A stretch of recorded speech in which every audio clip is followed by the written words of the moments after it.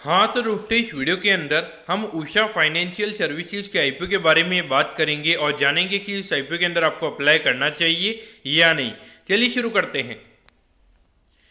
तो देखिए, सबसे पहले हम ये जानेंगे कि ये कंपनी क्या काम करती है, क्योंकि जो कंपनी है 95 में ये कंपनी स्टार्ट हुई है, यानी कि ऑलमोस्ट अगर हम देखेंगे अराउंड 29 ईयर्स ये कंपनी को स्टार्ट हुए हो चुके हैं।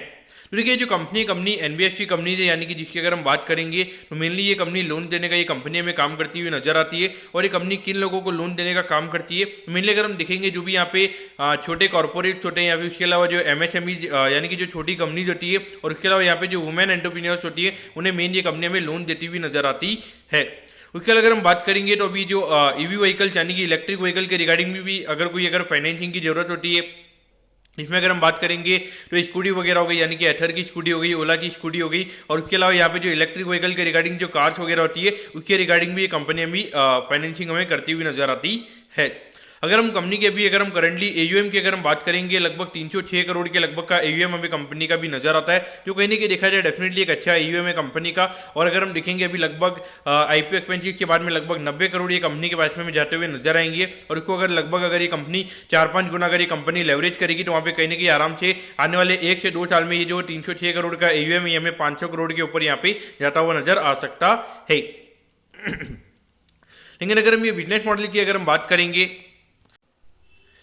तो इतना ज़्यादा यहाँ पे कोई खास बिजनेस मॉडल नहीं है। यहाँ पर अगर हम देखेंगे तो इतने ज़्यादा ऑलरेडी यहाँ पे जो लिस्टेड कंपनी की अगर हम बात करेंगे, इतनी ज़्यादा एनबीएफसी कंपनी ऑलरेडी यहाँ पे लिस्टेड है। तो वहाँ पर अगर हम देखेंगे तो ये कंपनी के पास में कोई मोट नहीं है। और अगर हम देखेंगे एक छोटी कंपनी है, तो यहाँ पे आने वाले टाइम पे कहीं ना कहीं जब भी अगर मार्केट सिचुएशन अगर कभी भी चेंज होगी, अभी अगर हम देखेंगे तो मार्केट में अभी कैपिटल काफ़ी इजीली अवेलेबल है, लेकिन कल तो अगर मार्केट में ऐसे मौके आएंगे कि जब वहाँ पे कैपिटल इजीली अवेलेबल नहीं होगी, तो वहाँ पे ऐसी कंपनी को काफ़ी ज़्यादा दिक्कत हो जाती है। और जब ये कंपनी हमें यहाँ पे कहीं ना कहीं ये कंपनी हमें तभी बंद होती हुई नजर आती है। तो इस पॉइंट ऑफ व्यू से देखा जाए तो कहीं ना कहीं अगर हम बात करेंगे तो लॉन्ग टर्म में इनको बियॉन्ड पॉइंट, यानी कि मुझे लगता है कि 20 से ज़्यादा का पी रेशियो मिलना काफ़ी ज़्यादा मुश्किल यहाँ पे रहेगा। अब करंटली अगर हम कंपनी के एम्प्लॉइज की अगर हम बात करेंगे तो अराउंड 43 एम्प्लॉइज यहाँ पे ये कंपनी के अंदर हमें काम करते हुए नजर आते हैं। अगर हम कंपनी के ऑब्जेक्टिव की अगर हम बात करेंगे तो यहाँ पे कंपनी को अपना कैपिटल बेस इंप्रूव करना है, तो उसके रिगार्डिंग यहाँ पे कंपनी का आईपीओ में आता हुआ नजर आ रहा है। और ये जो पैसा ये कंपनी रेज करेगी, तो डेफिनेटली यहाँ पे कंपनी लोन देने का काम करती है, तो वही लोन देने के रिगार्डिंग यहाँ पे कंपनी का पैसा हमें यूज होता हुआ नजर आएगा। अब अगर हम यहाँ पे कंपनी के फाइनेंशियल्स के बारे में अगर हम बात करेंगे तो देखिए, लगभग अगर हम देखेंगे तो 3 साल के लगभग का डेटा हमारे पास में यहाँ पे अवेलेबल है। अगर हम 2022 में अगर हम देखेंगे लगभग 25 करोड़ के लगभग ये कंपनी का रेवेन्यू का नंबर था, फिर ये नंबर में बढ़ के 46 करोड़ के लगभग होता हुआ नजर आया था।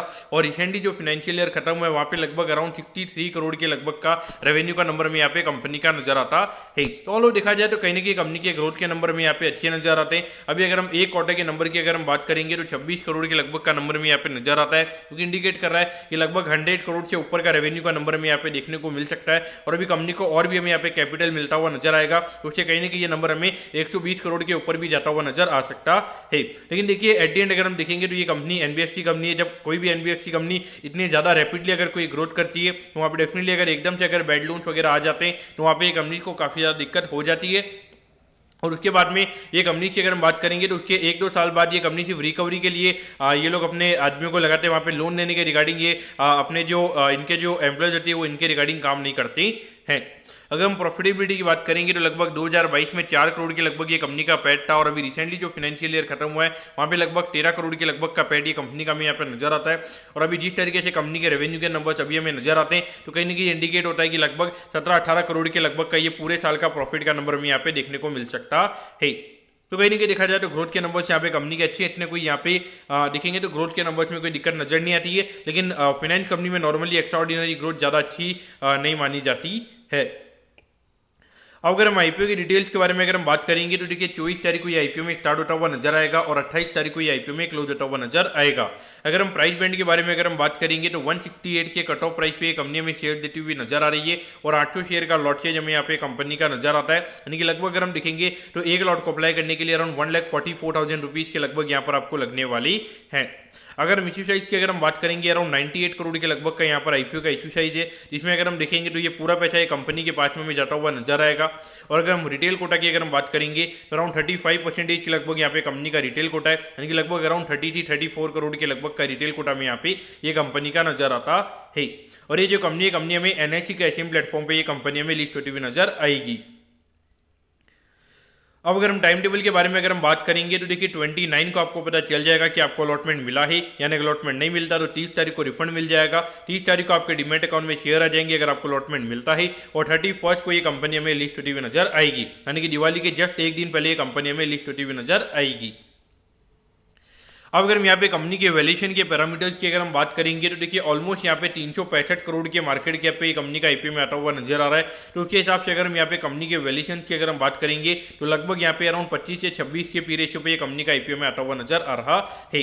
लेकिन अगर ये साल अगर ये कंपनी जो लगभग हमें लगता है कि 18 करोड़ के लगभग का पैट ये कंपनी में करती हुई नजर आ सकती है, तो फॉरवर्ड पी के हिसाब से अगर हम बात करेंगे अराउंड 20-21 टाइम के फॉरवर्ड पी पे कंपनी का आईपीओ में आता हुआ नजर आ रहा है। तो उसके हिसाब से अगर हम देखेंगे तो कहने की वैल्यूएशन में इतनी ज्यादा कोई दिक्कत है हमें यहाँ पे नजर नहीं आती, लेकिन एनबीएफसी कंपनी जो ये नॉर्मली इसी वैल्यूएशन पे हमें ट्रेड होती हुई नजर आती है। यहाँ पर अगर हम देखेंगे तो कोई यहाँ पे इन्वेस्टर्स के लिए कोई वैल्यू यहाँ पे नहीं रखी। अगर 15 का पी होता तो वहाँ पे कहने की लगता है कि अराउंड 30 से 40% का लिस्टिंग हमें यहाँ पे देखने को मिल सकता है, लेकिन मुझे अभी भी लगता है कि अराउंड 20 से 25% का लिस्टिंग है अभी भी यहाँ पे पॉसिबल है। अगर मार्केट में सिनेरियोज अगर अच्छे रहते तो मुझे लगता है कि अराउंड 20-25% की लिस्टिंग यहाँ पर आपको मिल सकते हैं। तो अगर आपको लिस्टिंग के लिए अगर अप्लाई करना है तो थोड़े माइनर लिस्टिंग के लिए यहाँ पर अप्लाई किया जा सकता है। अगर हम लॉन्ग टर्म के हिसाब से अगर हम बात करेंगे तो ऐसी फाइनेंस कंपनीज में अगर हम बात करेंगे तो अगर एक भी अगर बाई चांस अगर इनको पैसे रिकवरी में अगर दिक्कत एकदम से अगर आना स्टार्ट हो जाती है तो वहाँ पे कहीं ना कहीं 1-2 साल के लिए वो दिक्कतें जारी रहती है। और वहाँ पर अगर हम स्टॉक प्राइस की अगर हम बात करेंगे तो स्टॉक 10 से 15% नहीं गिरता है, वहाँ पे सीधा आधा हो जाता है। तो इस पॉइंट से अगर हम बात करेंगे तो लॉन्ग टर्म के लिए ऐसी कंपनी में बने रहना काफ़ी ज़्यादा मुश्किल हो जाता है। मेरे ख्याल से अगर आपको माइनर लिस्टिंग के लिए अगर अप्लाई करना है तो मेरे ख्याल से यहाँ पे अप्लाई किया जा सकता है। दोस्तों मैं कहता हूँ कि उषा फाइनेंशियल सर्विसेज के आईपीओ के बारे में आपको सब कुछ समझ में आ गया होगा। अगर आपकी कोई भी क्वेरीज है आप कमेंट कीजिए, मैं जरूर आपके कमेंट पर रिप्लाई करूंगा। ओके दोस्तों, thank you, have a nice day.